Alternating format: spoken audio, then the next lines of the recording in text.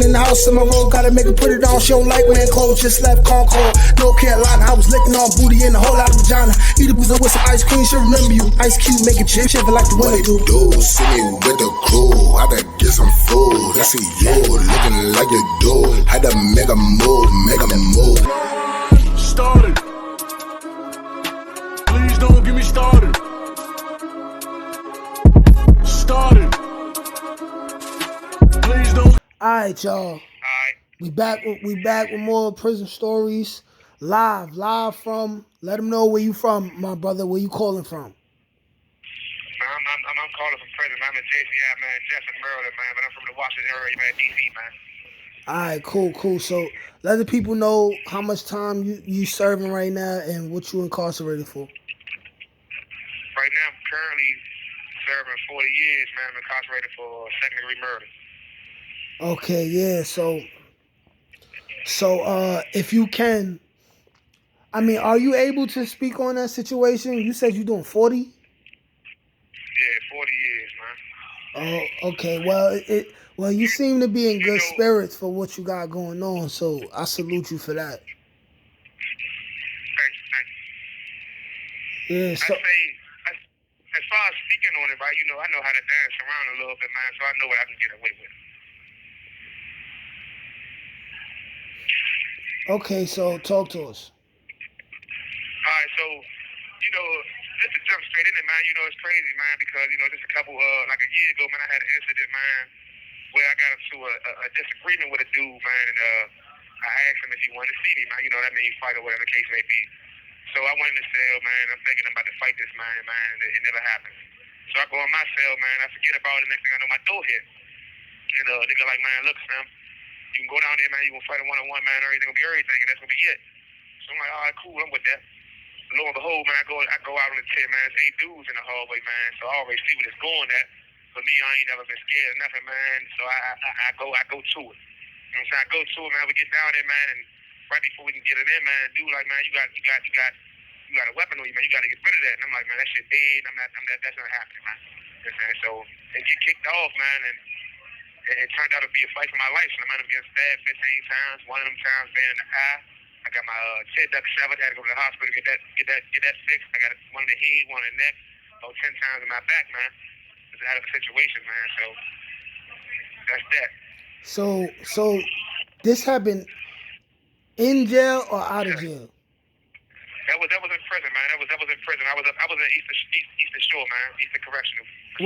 Wait, so you saying you were serving a shorter sentence and you ended up fighting for your life and catching a murder charge? Nah, the murder charge was caught in the street.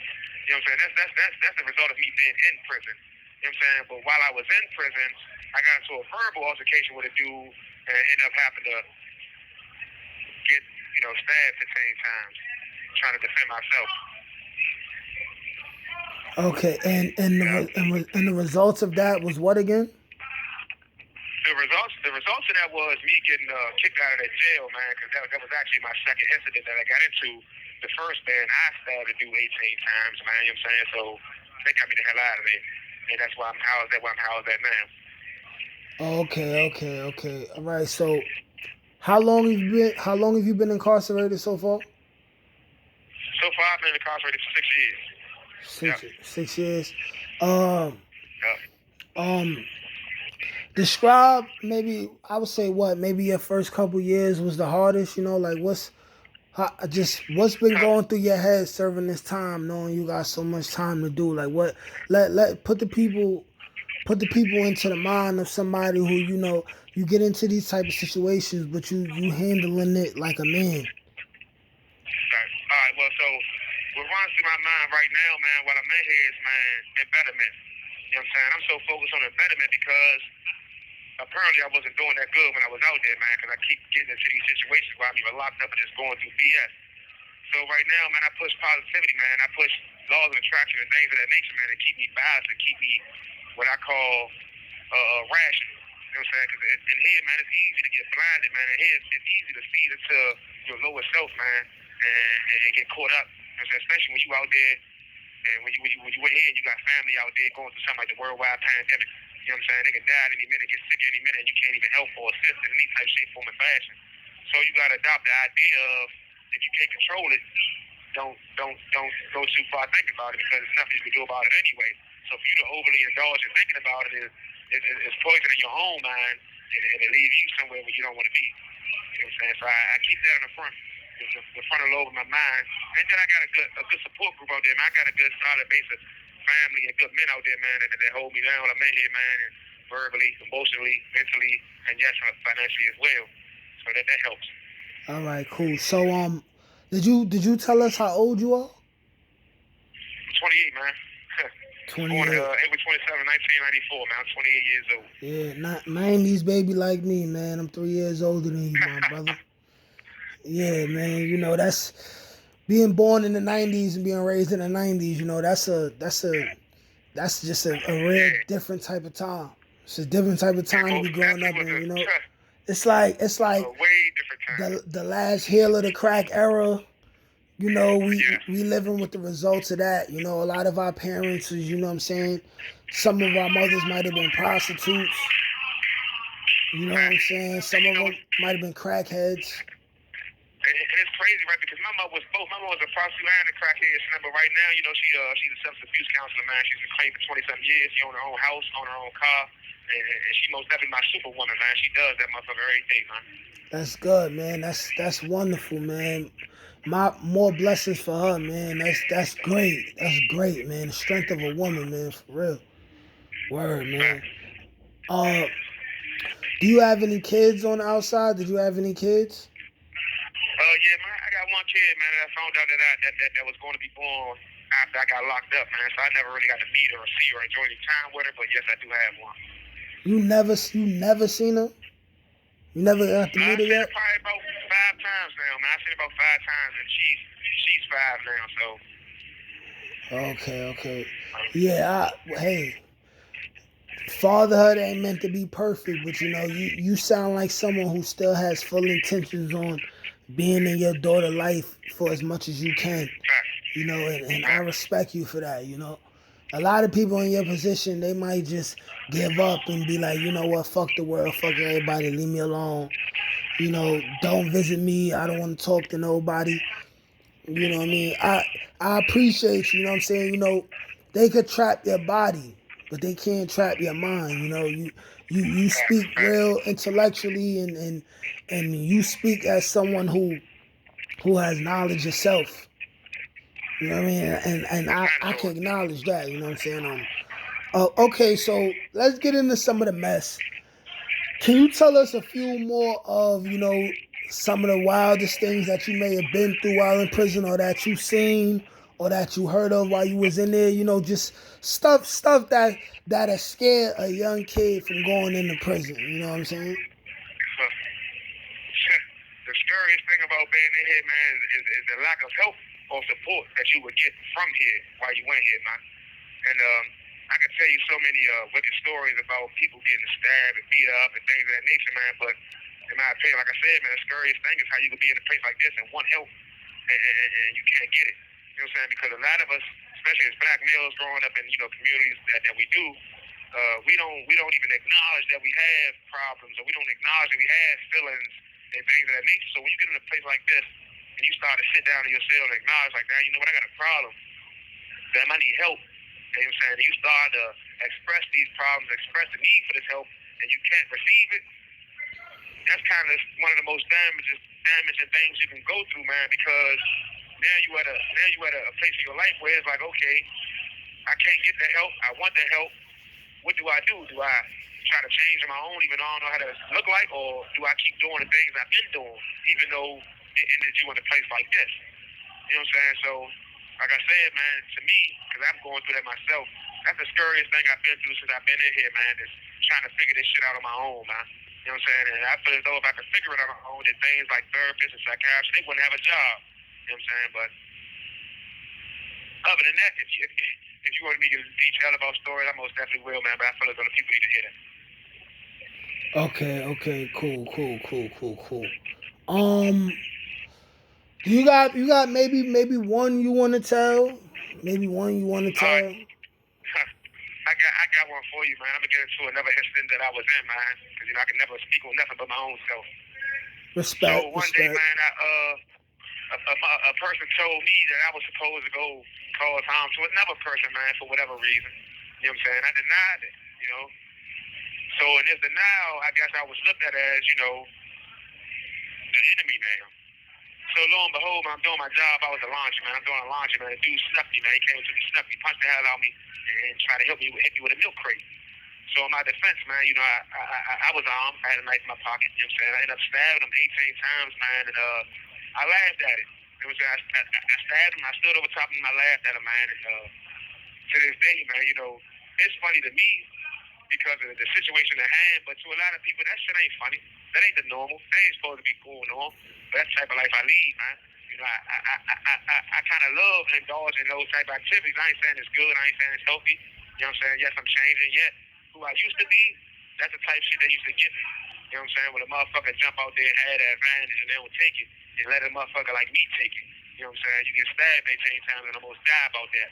You know what I'm saying? So, word from the wise. Know where your ass at, man, to be on top of your game, man, because you might try to harm somebody and you might become the victim. Hey, man, listen. As somebody who did time myself, like I'm not even gonna judge you, like we all know, like if you go to prison, it forces you to be a more oppressive, more savage person than maybe you even want to be, Every child is born with a good heart, It's we all ultimately become, products of our environment. So it's like you had to do what you had to do. It don't necessarily make you a bad person.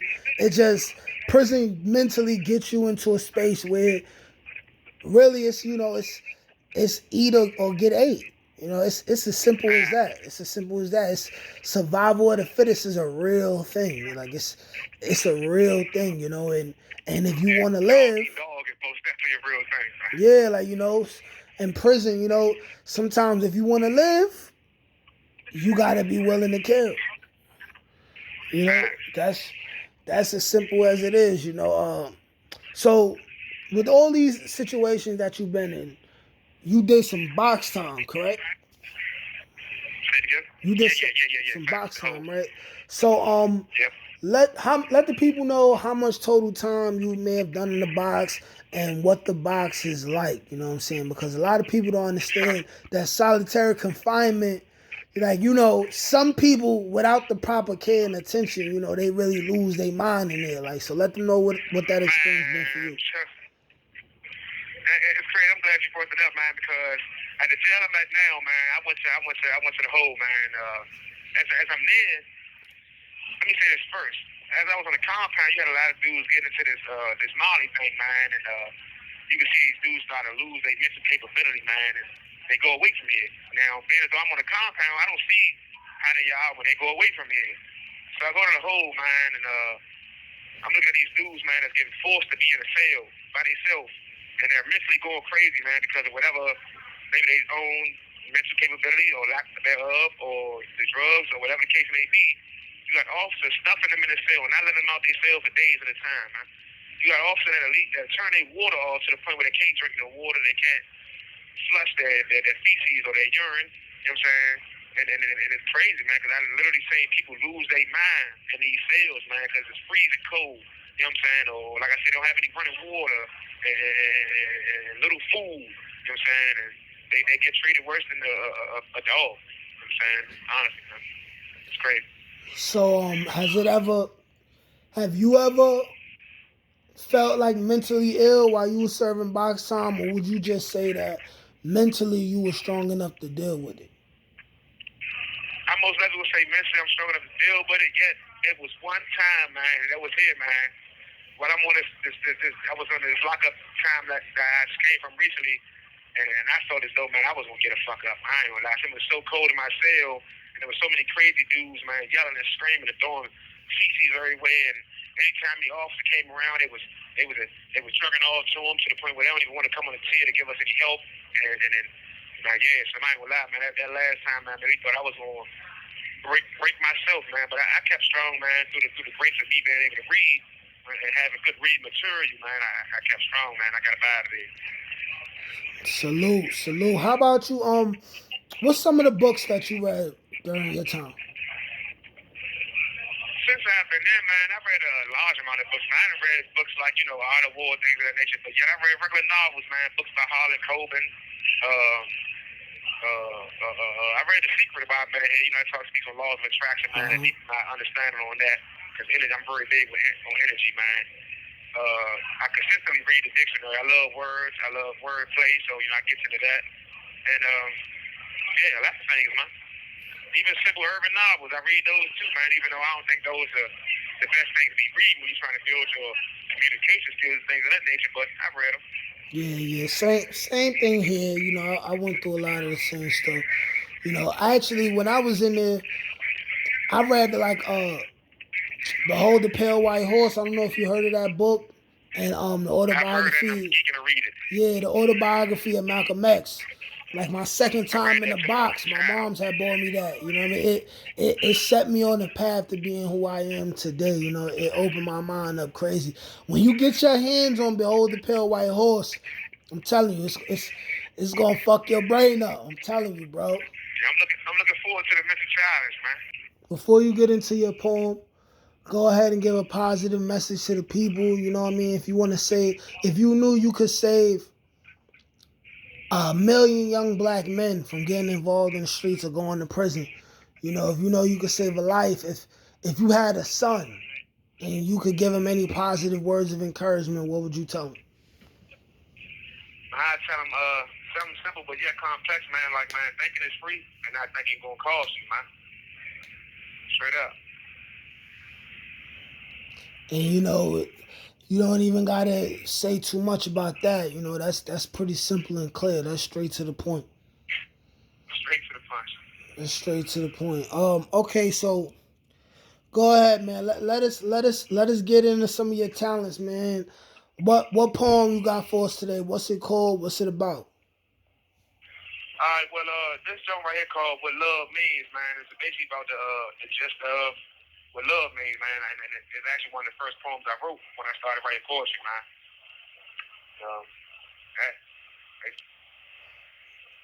Okay, let's hear it, brother. All right, so I say, man, has somebody ever told you what love really means?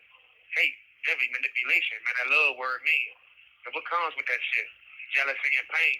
Love will get you killed. That's one real last saying. Sit back and pay attention to what you say. Because you can tell somebody you love them, but hate them the next day. So don't say I love you through words. Do it through what you do. Because them little things seem to add up to things you can't see that'll help you get through to this thing called love. Do it through what you do. That's it. Fire. That's nice, bro. I ain't gonna lie, bro. That got a deep meaning right there, man. I appreciate that. That was on the money, man. What's on that drink mix, right, dog? That was on the money, man. Yeah, that was on the money. Super on the money. You got maybe one more you want to give us, or that was the only one you wanted to say? I can most definitely give you one more, man. All right, give us some more.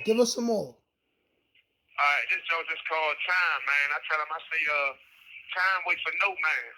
So if you sitting at 30 with nothing to show, damn, glorifying the drug game and it failed you. Then you ain't finished school because you was scared to be seen as a geek. So it's back to the streets where you can eat and touch something tangible. Plus, that's where you was known as a straight animal. It's like you knew everything about the block. You was a hood manual. Now you sitting behind the wall facing something that seems unhandleable. Just because it seems unhandleable don't mean you can't get through it. And just because it's tangible don't mean you can get to it. Yeah. Wow. Telling you, man. Hey, listen. Any of y'all who's listening to this right now, man, understand that these are wise words. These are incredible, powerful words coming from one of our brothers locked down right now, man. Let them know who you are again, my brother, before we wrap this up. My name, Bravante Spivey, man. I go by Tay. Hey, man. Free him. Free him till they free him, man. All right, let me end this right now.